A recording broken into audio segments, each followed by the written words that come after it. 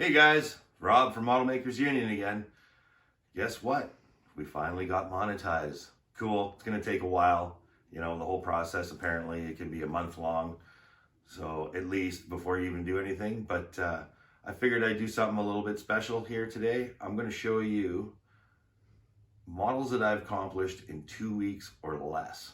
Well, now, when I say 2 weeks, I'm talking days, 14 days, which means 8 hours a day. So we're talking 40 hours minimum. So 2 weeks is 80 hours. But I'm going to show you that it can be done using my process that I use. You can turn out really nice stuff pretty quick as long as you're paying attention to what you're doing. So without further ado, I'm going to pull 3 different models off my shelf that I've accomplished in 2 weeks or less. We're going to talk about them. I'm going to explain to you kind of what I did to them, and then coming up I will show you how I did it. Hey guys, Rob back again.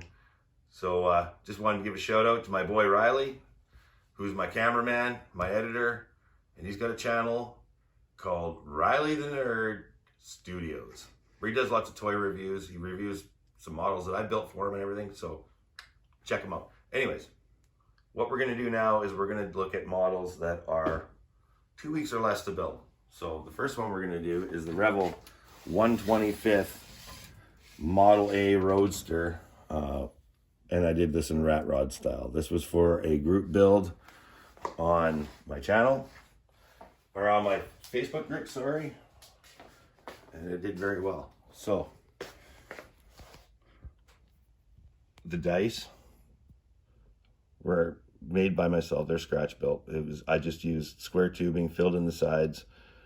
Avalon Hobbies kindly donated some flocking for me, so I dipped them in white glue first, put the flocking on, then did the dots with, I painted them on by hand. I also did buy a kit, and I made all the wiring and stuff here. This is the, so I did all the wiring. And if you can look in there, and then you can kind of see it. It's a Chev 350, I'm assuming. And then you can see it all running there. I ran it up into the trunk where the battery would be and weathered it up. So that's the Revel Rat Rod. Won a couple of banners too, which I'm pretty happy with. All right. So number 2, we're going to go over to here, this case. And we're going to pull out the Takom Merkava 1/35th scale Mark I hybrid. This was my first lockdown build when the whole shebang started. So as you can see, there's a lot of modulation on here. Lights, darks, washes, everything. And I can show you how to do this quick. You can do most of this work with an airbrush before you have to do anything else, as long as you're careful doing it. It's fully weathered, sanded, got some nice streaks in here. Did bust off a bit of the armor, or the ball armor, but that happens. The antennas are stretch sprue, and it's just, that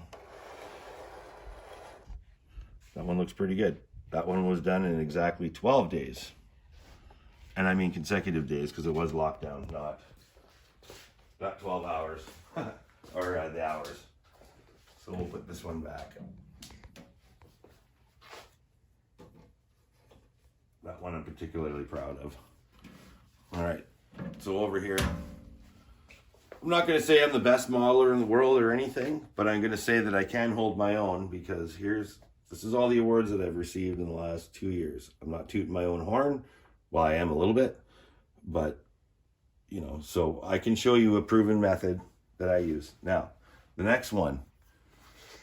This was done for a Blitz build from IPMS Ottawa. So I'm in Canada. Oops. Yeah, whatever. Anyways, so we're going to whip this one over here. This was a Blitz build. It was done over the Easter weekend. And we were only allowed 3 days. 3 days from start to finish. So this is the Trumpeter 1/32 MiG 3. Now, this one was done, I did a little experimenting. Oh, hold on, that can be a little tighter. There we go. I did fully detail it. So if you look inside the cockpit, well, I didn't add seats or anything, but all the parts are fully detailed. Gauges are all done, glassed up. I don't know, can you see that? Probably not. It looks not too bad. Then I did the whole model on black basing. This was my first experiment with black basing, and I was quite happy, especially doing black over white. So I was able to achieve a lot of different grays, everything, make the panel lines stand out, make the rivets stand out. Can you see that good? Yeah, all right. I don't do the antennas because they just break off. So maybe one day I'll do it. Then underneath, this color washes out in the camera. This was all done with black basing. It really makes the detail pop, and it seems like it takes a long time when you're doing it, but it actually saves you time in the end, and you use a lot less paint.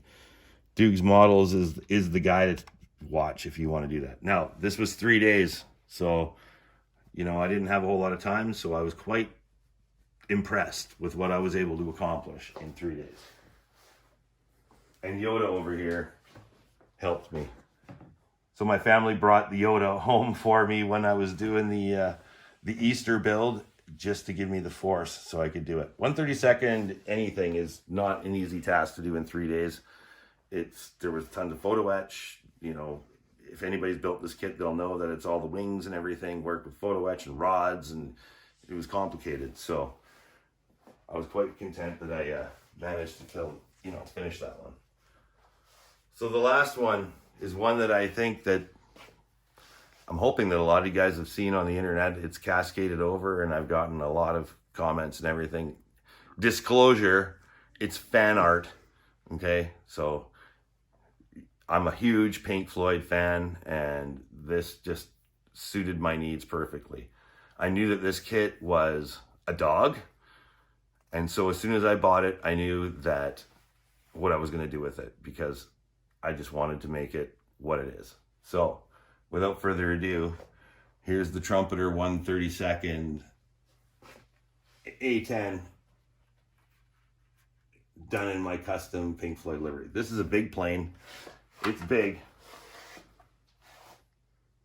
It's big and it's bad, and it's won an award over here. Actually, if you can look in there, you can see it right on the far left, Riley. Biggest and baddest. Down below. There you go. I won that award for this kit. So I rescribed all the panel, and this literally took me 2 weeks. I had a vision in mind and a goal, and I achieved it, which I was quite happy with.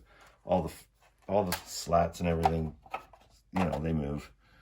I like to have them all down. So I knew the kit was going to be a bit of a dog to put together, so I decided to come up with a, I didn't want to worry about realism so much. The black isn't actually black. This is all NATO black, which is a dark gray, and then black highlights. There's probably a little bit of dust on this thing. But all these streaks and everything, those are all done with the airbrush. Nothing else. It's all airbrush work. I did fully detail the cockpit. And if you look at the from head on, it kind of looks like a snake to me, I think. That was a stencil that I did on my own, right there. Now, for anybody who's watched Pink Floyd The Wall or anything, they'll know exactly what all this is about. For those that haven't, well, you should watch it. This plane, the inspiration for this plane was the Goodbye Blue Sky part of it.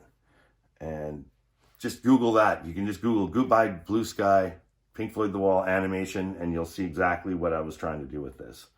There's a huge black bird that comes and rips everything apart, and that's what this was supposed to represent. These decals were custom made for me with a disclaimer that, he just printed them. So it was all good. So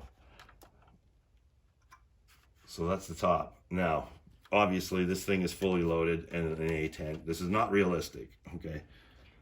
So here's the underneath.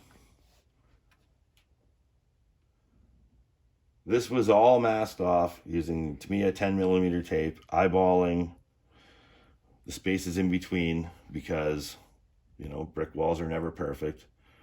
And then, you know, all the compound curves and everything was very tricky to get all of that straight and masking. This took me a day to mask and about 5 minutes to spray, but it came out sweet. It's fully loaded. It's not realistic. This part here, for anybody that knows, Run Like Hell, I drew this in by hand with a pencil and then sprayed it with my airbrush. So it's possible to do it. Engines, oops, uh-oh, we lost the bomb. Somebody got hurt.